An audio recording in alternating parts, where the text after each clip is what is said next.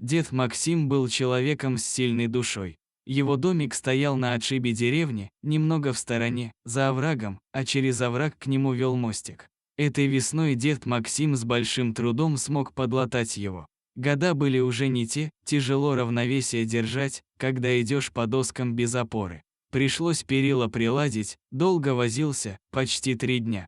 Опять-таки и зрение уже не то, но получилось справно. Теперь из оконца был виден мостик через овраг, рябина рядом, а дальше виднелись крыши деревенских домов. Дед Максим любил сидеть у оконца и смотреть на деревню.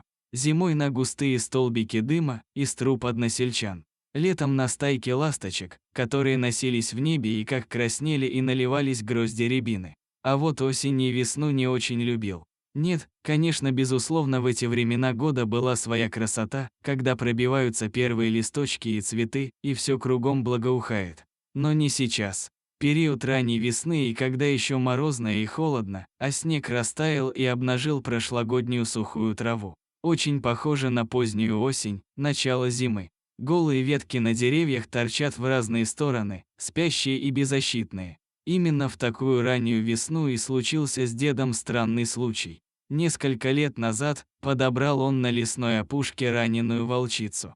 Молодая совсем еще была, первогодка. Так и не понял он, что произошло с ней. Подстрелил ее кто-то или свои сородичи так поработали. Принес домой и стал лечить бедолагу. Тяжело им тогда пришлось. Дед Максим не смыкал глаз, все следил за дыханием зверя. Волчица, цепляясь за жизнь зубами и когтями, то приходила в себя, то снова впадала в глубокий сон. Однако мохнатая все-таки выкарабкалась и к концу августа уже смело трусила за своим спасителем по лесным дорожкам, помогая собирать грибы. Дед так и называл ее мохнатая. Была у волчицы отличительная особенность. Пушистый воротник, как у самца, с белым отливом, словно праздничная горжетка накинута на нее. Одичавшие собаки, особенно которые крупные, бывает, что и дают совместное потомство с волками. Возможно, у мохнатой была собачья кровь.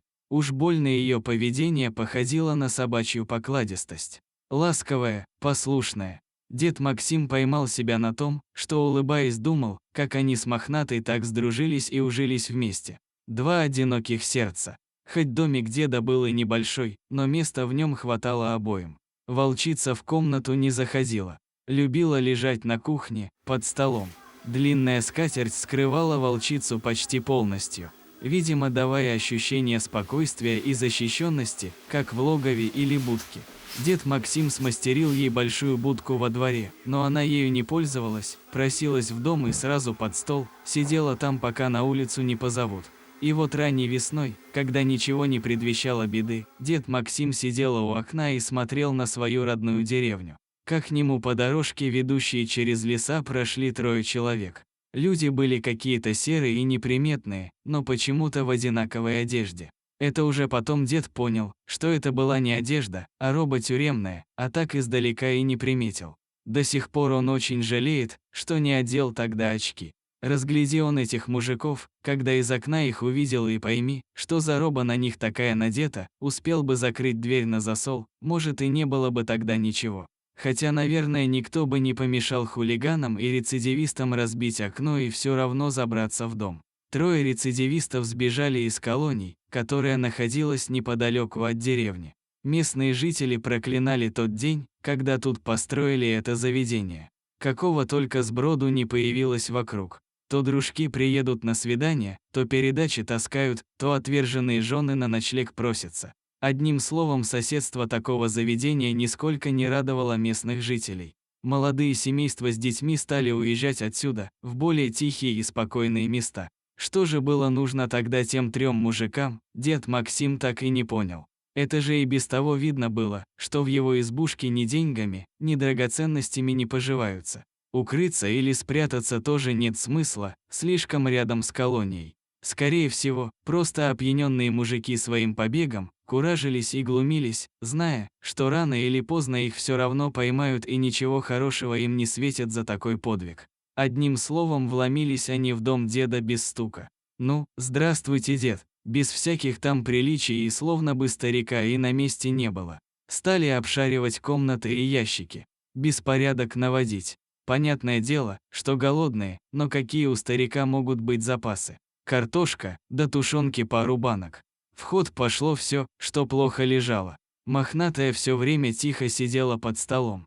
Тут кто-то из непрошенных гостей и обратил внимание на деда, который оторопело сидел у окна. Подскочил с ножом и к горлу. Начал требовать деньги и ценности. Тут волчица из-под стола и выскочила. Молча, без рыка вцепилась в горло напавшему на ее друга и хозяина.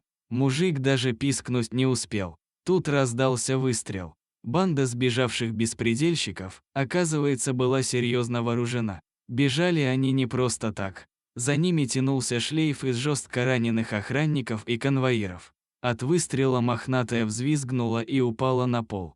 Однако выстрел помог преследователям сориентироваться, и в дом деда ворвались патрульные. Бандитов повязали, убедились, что дед не пострадал, извинились за собачку и убрались восвояси вместе с трупом того, которого мохнатая за горло цапнула.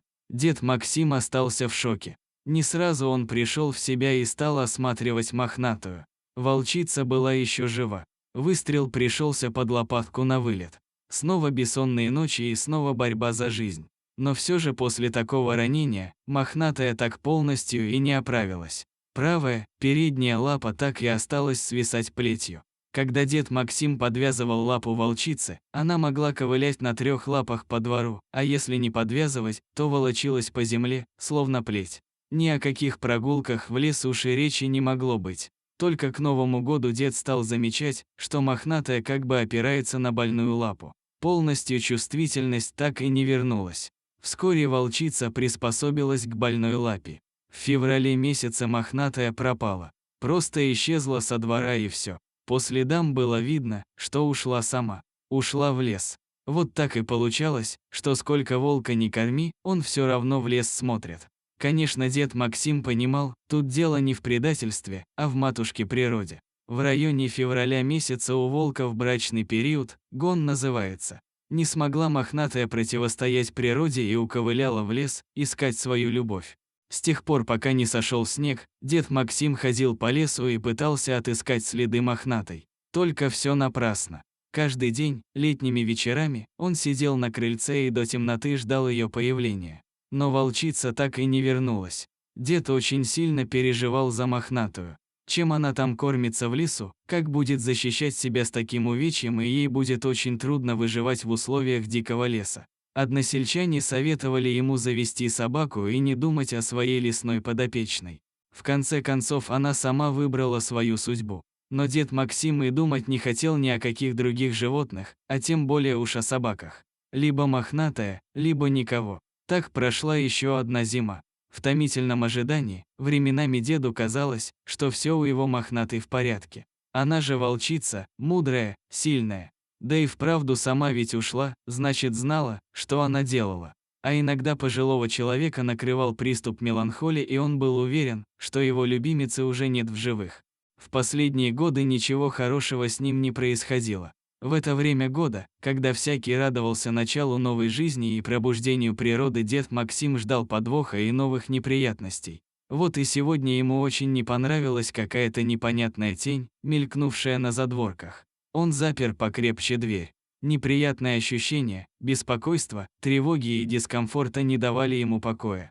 А теперь еще вот и эта возня за дверью, не сбежал ли кто опять из зэков. Вдруг кто-нибудь из тех двух решили отомстить за своего дружка, которого укусила мохнатая. Возня продолжалась и странные писки. Нет, но пищать-то зэки точно не будут, подумал дед и рискнул пойти посмотреть, что там происходит. Когда открыл дверь, чуть дар речи не потерял.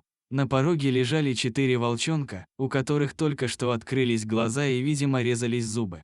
Все 4 имели характерный воротник. Чуть дальше сидела она. Правая лапа поджата, сама худая, замученная, но морда счастливая. Дед Максим стал подзывать ее к себе. Она немного повиляла хвостом, но подходить не стала. Дед понял, что мохнатая все-таки обрела свое счастье материнства, но потеряла связь с человеком. Она прекрасно осознавала, что не может хорошо и качественно охотиться. Если ей самой было достаточно мышей и лягушек, то молодых щенков надо кормить.